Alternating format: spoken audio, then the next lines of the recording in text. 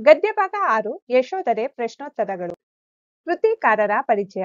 ಮಾಸ್ತಿ ವೆಂಕಟೇಶ ಅಯ್ಯಂಗಾರ್. ಕಾಲ 1891 1986. ಸ್ಥಳ ಕೋಲಾರ ಜಿಲ್ಲೆಯ ಮಾಲೂರು ತಾಲೂಕಿನ ಮಾಸ್ತಿ. ವೃತ್ತಿ ಅಸಿಸ್ಟೆಂಟ್ ಕಮಿಷನರ್ ಆಗಿ ರಾಜ್ಯದ ವಿವಿಧೆಡೆ ಕರ್ತವ್ಯ ನಿರ್ವಹಿಸಿದರು. ಕೃತಿಗಳು ಗೌತಮಿ ಹೇಳಿದ ಕತೆ, ಸಾರಿಪುತ್ರನ ಕೊನೆಯ ದಿನಗಳು, ಕುಚೇಲನ ಭಾಗ್ಯ, ಹೇಮಕೂಟದಿಂದ ಬಂದ ಮೇಲೆ, ಚಿಕ್ಕ ವೀರ ರಾಜೇಂದ್ರ ಮುಂತಾದವು. ಪ್ರಶಸ್ತಿ ಜ್ಞಾನಪೀಠ ಪ್ರಶಸ್ತಿ ದೊರೆತಿದೆ. ಪ್ರಸ್ತುತ ಗದ್ಯ ಭಾಗವನ್ನು ಮಾಸ್ತಿ ವೆಂಕಟೇಶ ಅಯ್ಯಂಗಾರರ ಯಶೋಧರೆ ನಾಟಕದಿಂದ ಸಂಪಾದಿಸಿ ನಿಗದಿಪಡಿಸಿದೆ. ಕೆಳಗಿನ ಪ್ರಶ್ನೆಗಳಿಗೆ ಒಂದು ವಾಕ್ಯದಲ್ಲಿ ಉತ್ತರಿಸಿ. ಪ್ರಶ್ನೆ 1. ಯಶೋಧರೆ ಮತ್ತೊಮ್ಮೆ ಯಾರನ್ನು ನೀಡಬೇಕೆಂದು ರಾಜನಲ್ಲಿ ಬೇಡುತ್ತಾಳೆ? ಉತ್ತರ: ಯಶೋಧರೆ ಮತ್ತೊಮ್ಮೆ ತನ್ನ ಪತಿಯನ್ನು ನೀಡಬೇಕೆಂದು ರಾಜನಲ್ಲಿ ಬೇಡುತ್ತಾಳೆ. ಪ್ರಶ್ನೆ 2. ತಂದೆಯನ್ನು ಕರೆತರಲು ಹೋಗುವೆನೆಂದು ಹೇಳಿದವರ್ಯಾರು? ಉತ್ತರ: ತಂದೆಯನ್ನು ಕರೆತರಲು ಹೋಗುವೆನೆಂದು ರಾಹುಲ ಹೇಳಿದನು. ಪ್ರಶ್ನೆ 3. ರಾಜನಿಗೆ ಕನಸಿನ ವಿಚಾರವನ್ನು ತಿಳಿಸಿದವರ್ಯಾರು? ಉತ್ತರ: ರಾಜನಿಗೆ ಕನಸಿನ ವಿಚಾರವನ್ನು ಅಂಬಿಕೆ ತಿಳಿಸಿದಳು. ಪ್ರಶ್ನೆ 4. ಸಂಪ್ರದಾಯಕ್ಕೆ ವಿರುದ್ಧವಾದದ್ದು ಯಾವುದು? ಉತ್ತರ: ಸನ್ಯಾಸಿಯಾದವನು ಸತಿಯನ್ನು ನೋಡುವುದು ಸಂಪ್ರದಾಯಕ್ಕೆ ವಿರುದ್ಧವಾದದ್ದು. ಪ್ರಶ್ನೆ 5. ಈಗ ನೀನಿರುವ ರೀತಿ ಯಾವುದೆಂದು ಯಶೋಧರೆಯನ್ನು ರಾಜ ಕೇಳಿದನು? ಉತ್ತರ: ಈಗ ನೀನಿರುವ ರೀತಿ ಸನ್ಯಾಸತ್ವದ ಸ್ಥಿತಿ ಎಂದು ಯಶೋಧರೆಗೆ ರಾಜ ಕೇಳಿದನು. ಈ ಕೆಳಗಿನ ಪ್ರಶ್ನೆಗಳಿಗೆ 2-3 ವಾಕ್ಯದಲ್ಲಿ ಉತ್ತರಿಸಿ. ಪ್ರಶ್ನೆ 1. ರಾಜನನ್ನು ಪೀಠದಲ್ಲಿ ಕುಳ್ಳಿರಿಸಿ ಯಶೋಧರೆ ಏನೆಂದು ವಿನಂತಿಸುತ್ತಾಳೆ? ಉತ್ತರ: ಯಶೋಧರೆ ರಾಜನನ್ನು ಪೀಠದಲ್ಲಿ ಕುಳ್ಳಿರಿಸಿ, ನಾನು ನಿಮ್ಮ ಸೋದರಿಯ ಮಗಳೆಂದು ಚಿಕ್ಕವಳಿರುವಾಗಲೇ ಕರೆತಂದು ನನ್ನನ್ನು ಸಾಕಿ ಸಲುಹಿದಿರಿ, ನನ್ನನ್ನು ಸೊಸೆಯಾಗಿ ಮನೆ ತುಂಬಿಸಿಕೊಂಡಿರಿ. ಕನಸಿನಲ್ಲೂ ಊಹಿಸಲಾಗದಂತ ಸುಖ ಸಂತೋಷಗಳನ್ನು ನಾನು ನಿಮ್ಮ ಅರಮನೆಯಲ್ಲಿ ಅನುಭವಿಸಿದೆ.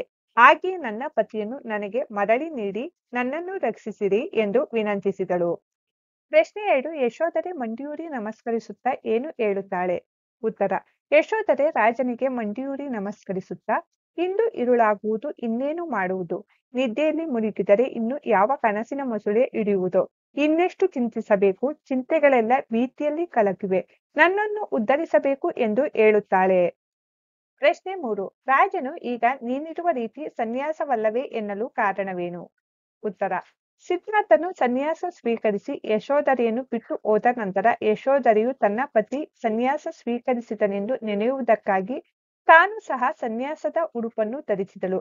ಆದ್ದರಿಂದ ರಾಜನು ಈಗ ನೀನಿರುವ ರೀತಿ ಸನ್ಯಾಸವಲ್ಲವೇ ಎಂದು ಹೇಳುತ್ತಾನೆ. ಪ್ರಶ್ನೆ 4. ಯಶೋಧರೆಯ ಆಂತರ್ಯದಲ್ಲಿರುವ ಸಂದೇಹವೇನು? ಉತ್ತರ: ಯಶೋಧರೆ ತನ್ನ ಪತಿಯನ್ನು ಮತ್ತೊಮ್ಮೆ ನೋಡುವ ಪುಣ್ಯ ನನ್ನ ಕಣ್ಣುಗಳಿಗೆ ಇರುವುದೋ ಇಲ್ಲವೋ? ಬಾಲಕನು ತನ್ನ ತಂದೆಯ ನೋಡಬೇಕೆಂದು ಆಶಿಸಲು ಬೇಡವೆನ್ನುವುದು ಸರಿಯೇ ಎಂದು ಆಂತರ್ಯದಲ್ಲಿ ಸಂದೇಹ ಹೊಂದಿದ್ದಳು. ಈ ಕೆಳಗಿನ ಪ್ರಶ್ನೆಗಳಿಗೆ 4-5 ವಾಕ್ಯದಲ್ಲಿ ಉತ್ತರಿಸಿ. ಪ್ರಶ್ನೆ 1. ಬೇಹಿನವರನ್ನು ಕಳುಹಿಸುವ ವಿಚಾರದಲ್ಲಿ ರಾಹುಲನ ಅಭಿಪ್ರಾಯವೇನು? ಉತ್ತರ: ಮರಳಿ ಅರಮನೆಗೆ ಬರುವ ವಿಚಾರದಲ್ಲಿ ಸಿದ್ಧಾರ್ಥನ ಅನಿಸಿಕೆ ಏನಿರಬಹುದು ಎಂದು ತಿಳಿಯಲು ಮಹಾರಾಜನು ಬೇಹುಗಾರರನ್ನು ಕಳುಹಿಸುವುದಾಗಿ ಹೇಳುತ್ತಾನೆ. ಆಗ ರಾಹುಲನು ಅದನ್ನು ಒಪ್ಪುವುದಿಲ್ಲ. ನಾನೀಗಲೇ ಹೋಗಬೇಕು, ನಿಮಗೇನು, ಅಣ್ಣನನ್ನು ನೋಡಿರುವಿರಿ, ನೋಡಬೇಕೆಂದಾಸೆ ನಿಮಗೆ ಅಷ್ಟು ಬಲವಾಗಿಲ್ಲ. ಆದರೆ ನಾನವರನ್ನು ನೋಡಿಲ್ಲ ಅಮ್ಮ. ನಾನು ತಂದೆಯ ಬಳಿಗೆ ಹೋಗಿದ್ದು ಮರಳಿ ಬರುತ್ತೇನೆ, ನಿಜವಾಗಿಯೂ ಬರುತ್ತೇನೆ, ಭಯ ಬೇಡಮ್ಮ. ಅವರನ್ನು ನಾನು ಕರೆತರುವೆನು. ಅವರನ್ನು ನೋಡಬೇಕೆಂದು, ಅವರೊಡನಿದ್ದು ಮಾತನಾಡಬೇಕೆಂದು ನನಗೆ ಬಲು ಆಸೆಯಿದೆ ಎಂದು ಅಭಿಪ್ರಾಯಪಡುತ್ತಾನೆ. ಪ್ರಶ್ನೆ 2. ಯಶೋಧರೆಯ ವಿಧಿಯ ಬಗ್ಗೆ ರಾಜನು ಏನೆಂದು ಹೇಳಿದನು? ಉತ್ತರ: ಯಶೋಧರೆ ತನ್ನ ವಿಧಿ ಸರಿಯಿಲ್ಲವೆಂದು ಹೇಳಿದಾಗ ಮಹಾರಾಜನು, ನಿನ್ನ ವಿಧಿ ಕೆಟ್ಟದೆಂದು ಭಾವಿಸಬೇಡ ಅಮ್ಮಾಜಿ. ನಿನ್ನ ಅರಸನು ಈಗ ಲೋಕಕ್ಕೆ ಪೂಜ್ಯನೆನಿಸಿದ್ದಾನೆ. ರಾಜ್ಯವನ್ನು ಆಳುವ ಚಿಕ್ಕ ಹಿರಿಮೆಗಿಂತ ಜಗದ ಜೀವಗಳನ್ನು ಉದ್ಧರಿಸುವ ದೊಡ್ಡ ಹಿರಿಮೆಯನ್ನು ಕೈಗೊಂಡಿದ್ದಾನೆ. ಅವನೀಗ ರಾಜ ಅಧಿರಾಜ ವೃಂದಗಳಿಂದ ಓಲೈಸಿಕೊಳ್ಳುತ್ತಾ ಚಕ್ರಾಧಿಪತಿಯಂತೆ ನಿಂತಿದ್ದಾನೆ. ನೀನು ಏಕೆ ಚಿಂತಿಸುವೆ? ಈ ಬಾಲಕನು ನಿನ್ನ ಈ 10 ವರ್ಷದ ತಪವೇ ರೂಪ ತಳೆದು ನಿನ್ನ ಪತಿಯನ್ನು ಕರೆಯಲು ಹೊರಟಂತೆ ಹೊರಟಿದ್ದಾನೆ. ನಮ್ಮ ಈ ಬಾಲಕನು ನಮ್ಮ ಸಿದ್ಧಾರ್ಥನನ್ನು ಬಿಡದೆ ಕರೆ ತಂದೇ ತರುವನು ಎಂದು ಹೇಳುತ್ತಾನೆ. ಈ ಕೆಳಗಿನ ಹೇಳಿಕೆಗಳನ್ನು ಯಾರು ಯಾರಿಗೆ ಯಾವ ಸಂದರ್ಭದಲ್ಲಿ ಹೇಳಿದರು? 1. ಸೋದರಿಯ ಸುದ್ದಿಯೆಂದು ಎಳೆತನದಲ್ಲೇ ನನ್ನ ಕರೆತಂದು ಸಾಕಿದಿರಿ. ಆಯ್ಕೆ: ಈ ವಾಕ್ಯವನ್ನು ಮಾಸ್ತಿ ವೆಂಕಟೇಶ ಅಯ್ಯಂಗಾರ್ ಅವರ ಯಶೋಧರೆ ಎಂಬ ಗದ್ಯದಿಂದ ಆರಿಸಿಕೊಳ್ಳಲಾಗಿದೆ. ಯಾರು ಯಾರಿಗೆ ಈ ವಾಕ್ಯವನ್ನು ಯಶೋಧರೆ ಮಾವನಿಗೆ ಹೇಳಿದಳು. ಸಂದರ್ಭ: ಯಶೋಧರೆ ಸಿದ್ಧಾರ್ಥನ ಭಾವಚಿತ್ರದ ಬಳಿ ದುಃಖಿಸಿ ಕುಳಿತಿದ್ದಾಗ ಅಲ್ಲಿಗೆ ಮಹಾರಾಜ ಬರುತ್ತಾನೆ. ಆತನಲ್ಲಿ ತನ್ನ ಪತಿಯನ್ನು ಮರಳಿ ಕರೆಸಿ ಎಂದು ವಿನಂತಿಸಿಕೊಳ್ಳುವ ಸಂದರ್ಭದಲ್ಲಿ ಈ ಮೇಲ್ಕಂಡ ವಾಕ್ಯವನ್ನು ಹೇಳುತ್ತಾಳೆ. 7. ಅಮ್ಮಾಜಿ, ನಿನಗೆ ಭಯ ಬೇಡಮ್ಮ, ನಾನು ಮರಳಿ ಬಹೆನಮ್ಮ. ಆಯ್ಕೆ: ಈ ವಾಕ್ಯವನ್ನು ಮಾಸ್ತಿ ವೆಂಕಟೇಶ ಅಯ್ಯಂಗಾರ್ ಅವರ ಯಶೋಧರೆ ಎಂಬ ಗದ್ಯದಿಂದ ಆರಿಸಿಕೊಳ್ಳಲಾಗಿದೆ. ಯಾರು ಯಾರಿಗೆ ಈ ವಾಕ್ಯವನ್ನು ರಾಹುಲನು ತನ್ನ ತಾಯಿ ಯಶೋಧರೆಗೆ ಹೇಳುತ್ತಾನೆ. ಸಂದರ್ಭ: ಸಿದ್ಧಾರ್ಥನನ್ನು ಮರಳಿ ಕರೆತರುವ ಬಗ್ಗೆ ಚರ್ಚಿಸುತ್ತಿದ್ದಾಗ ಯಶೋಧರೆ ಬೇಹಿನವರನ್ನು ಕಳುಹಿಸಿ ಸಿದ್ಧಾರ್ಥನ ಅನಿಸಿಕೆಯನ್ನು ತಿಳಿಯೋಣ ಎಂದು ಹೇಳಿದಾಗ ರಾಹುಲನು ಅದಕ್ಕೆ ಒಪ್ಪದೆ ತನ್ನ ತಂದೆಯನ್ನು ಕರೆತರಲು ತಾನೇ ಹೋಗುತ್ತೇನೆ ಎಂದು ಹೇಳುತ್ತಾನೆ. ಆಗ ಯಶೋಧರೆ ತನ್ನ ಮಗ ಮರಳಿ ಬರದೆ ಹೋದರೆ ಎಂದು ಭಯಭೀತಳಾದ ಸಂದರ್ಭದಲ್ಲಿ ರಾಹುಲನು ಈ ಮೇಲಿನ ಮಾತನ್ನು ಹೇಳುತ್ತಾನೆ. 3. ನಿನ್ನ ವಿಧಿ ಕೆಟ್ಟದೆಂದೆಣಿಸದಿರು ಅಮ್ಮಾಜಿ. ಆಯ್ಕೆ: ಈ ವಾಕ್ಯವನ್ನು ಮಾಸ್ತಿ ವೆಂಕಟೇಶ ಅಯ್ಯಂಗಾರ್ ಅವರ ಯಶೋಧರೆ ಎಂಬ ಗದ್ಯದಿಂದ ಆರಿಸಿಕೊಳ್ಳಲಾಗಿದೆ. ಯಾರು ಯಾರಿಗೆ ಈ ವಾಕ್ಯವನ್ನು ರಾಜನು ತನ್ನ ಸೊಸೆ ಯಶೋಧರೆಗೆ ಹೇಳುತ್ತಾನೆ. ಸಂದರ್ಭ: ಪತಿಯ ವಿರಹದಿಂದ ನೊಂದ ಯಶೋಧರೆಗೆ ರಾಜನು ತನ್ನ ವಿಧಿ ಕೆಟ್ಟದೆಂದು ಯೋಚಿಸಬೇಡಮ್ಮ, ನಿನ್ನರಸ ನಿನ್ನಿಂದ ದೂರವಿದ್ದರೂ ಲೋಕಪೂಜಿತನಾಗಿದ್ದಾನೆ, ಅದಕ್ಕಾಗಿ ಹೆಮ್ಮೆ ಪಡಬೇಕೆಂದು ಸಮಾಧಾನ ಪಡಿಸುವ ಸಂದರ್ಭದಲ್ಲಿ ಈ ಮಾತನ್ನು ಹೇಳುತ್ತಾನೆ. 4. ನಿದ್ದೆಯಲ್ಲಿ ಮುಳುಗಲಿನ್ಯಾವ ಕನಸಿನ ಮೊಸುಳೆ ಹಿಡಿಯುವುದೋ. ಆಯ್ಕೆ: ಈ ವಾಕ್ಯವನ್ನು ಮಾಸ್ತಿ ವೆಂಕಟೇಶ ಅಯ್ಯಂಗಾರ್ ಅವರ ಯಶೋಧರೆ ಎಂಬ ಗದ್ಯದಿಂದ ಆರಿಸಿಕೊಳ್ಳಲಾಗಿದೆ. ಯಾರು ಯಾರಿಗೆ ಈ ವಾಕ್ಯವನ್ನು ಯಶೋಧರೆಯು ತನ್ನ ಮಾವನಿಗೆ ಹೇಳುತ್ತಾಳೆ. ಸಂದರ್ಭ: ಯಶೋಧರೆಯು ಕೆಟ್ಟ ಕನಸು ಕಂಡಿದ್ದರು. ರಾಹುಲ ತನ್ನ ತಂದೆಯನ್ನು ಕರೆತರಲು ಹಠ ಮಾಡುತ್ತಿರುವುದನ್ನು ಕಂಡು ಮತ್ತಷ್ಟು ಹೆದರಿದ ಸಂದರ್ಭದಲ್ಲಿ ಯಶೋಧರೆ ರಾಜನ ಎದುರಿಗೆ ಈ ಮಾತನ್ನು ಹೇಳಿದಳು. ವಂದಿಸಿ ಬರೆಯಿರಿ. ವಂದಿಸಿ ಬರೆಯಲಾಗಿದೆ. ಯಶೋಧರೆ ಯುವರಾಣಿ, ಸುಧೋಧನ ರಾಜ, ಅಂಬಿಕೆ ಸಖಿ, ರಾಹುಲ ಬುದ್ಧನ ಮಗ, ಸಿದ್ಧಾರ್ಥ ಗೌತಮ ಬುದ್ಧ. ಈ ಕೆಳಗಿನ ಪದಗಳಿಗೆ ತದ್ಭವ ಪದಗಳನ್ನು ಬರೆಯಿರಿ. ತತ್ಸಮ ತದ್ಭವ: ವಿನೋದ ಭಿನ್ನದ, ದುಃಖ ದುಃಖ, ರಾಜ ರಾಯ, ಕಾರ್ಯ ಕಜ್ಜ.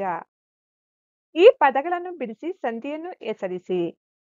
ನಿನ್ಮಣ: ನಿನ್ನ ಪ್ಲಸ್ ಅಣ್ಮ ಸವರ್ಣ ದೀರ್ಘ ಸಂಧಿ. ಚಕ್ರಾಧಿಪತಿ: ಚಕ್ರ ಪ್ಲಸ್ ಅಧಿಪತಿ ಸವರ್ಣ ದೀರ್ಘ ಸಂಧಿ. ಹರಕೆಯನ್ನು: ಹರಕೆ ಪ್ಲಸ್ ಅನ್ನು ಯಕಾರಾಗಮ ಸಂಧಿ.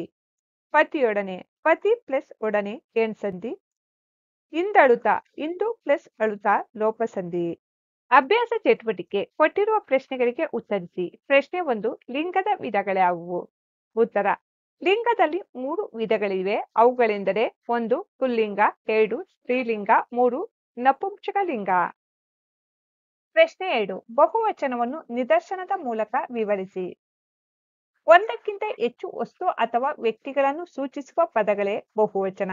ನಿದರ್ಶನ: ಮಕ್ಕಳು ಮೈದಾನದಲ್ಲಿ ಆಡುತ್ತಿದ್ದಾರೆ, ಹಸುಗಳು ಹೊಲದಲ್ಲಿ ಮೇಯುತ್ತಿವೆ. 3. ವಾಕ್ಯ ಎಂದರೇನು?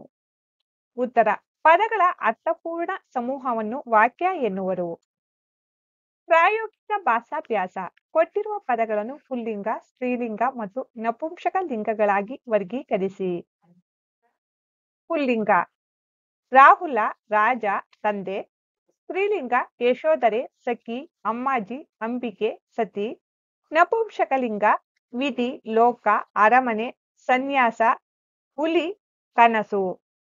ಪ್ರಶ್ನೆ 2: ಕೊಟ್ಟಿರುವ ಪದಗಳ ಬಹುವಚನ ರೂಪ ಬರೆಯಿರಿ. ನಾನು ನಾವು, ಅಮ್ಮ ಅಮ್ಮಂದಿರು, ಕಿರಿಯ ಕಿರಿಯರು, ರಾಜ ರಾಜರು, ನನ್ನ ನಮ್ಮ, ಲೋಕ ಲೋಕಗಳು, ಬಾಲಕ ಬಾಲಕರು. ಮಗು ಮಕ್ಕಳು, ತಾಯಿ ತಾಯಂದಿರು, ದೇವ ದೇವರು, ಸ್ವರ ಸ್ವರಗಳು, ತಾತ ತಾತಂದಿರು, ನೀನು ನೀವು. ಕೊಟ್ಟಿರುವ ವಾಕ್ಯಗಳಲ್ಲಿ ಕರ್ಮ, ಕ್ರಿಯಾ ಹಾಗೂ ಕರ್ತೃ ಪದಗಳನ್ನು ಆರಿಸಿ ಬರೆಯಿರಿ. 1. ಅಮ್ಮ ಅಣ್ಣನನ್ನು ಕರೆಯುವೆನು. ಕರ್ತೃ ಅಮ್ಮ, ಕರ್ಮ ಅಣ್ಣನನ್ನು, ಕ್ರಿಯೆ ಕರೆಯುವೆನು. 2. ಸನ್ಯಾಸವನ್ನು ಕೊಂಡು ಪತಿಯನ್ನು ಸೇರುವೆನು. ಕರ್ತೃ ಪತಿ, ಕರ್ಮ ಸನ್ಯಾಸವನ್ನು, ಕ್ರಿಯಾ ಸೇರುವೆನು. 3. ಸಿದ್ಧಾರ್ಥನು ಕರೆಯನ್ನು ಕೇಳಿಸಿಕೊಳ್ಳಲಿಲ್ಲ. ಕರ್ತೃ ಸಿದ್ಧಾರ್ಥ, ಕರ್ಮ ಕರೆಯನ್ನು, ಪ್ರಿಯಾ ಕೇಳಿಸಿಕೊಳ್ಳಲಿಲ್ಲ. ಪದಗಳ ಅರ್ಥ: ಬೇವು ಗುಪ್ತಾಚಾರ, ಹಸುಳೆ ಮಗು, ಅವನ ಹೋಮ, ಸುತೆ ಮಗಳು, ಉದ್ಗತೃ ಋತ್ವಿಜ ಯಜ್ಞದಲ್ಲಿ ಸಮಾಗಾನವನ್ನು ಆಡುವವನು. ಮಕ್ಕಳೇ, ಈ ನೋಟ್ಸ್ನಲ್ಲಿ ಯಾವುದಾದರೂ ತಪ್ಪುಗಳಿದ್ದರೆ ಕಮೆಂಟ್ಸ್ ಬಾಕ್ಸ್ನಲ್ಲಿ ತಿಳಿಸಿ.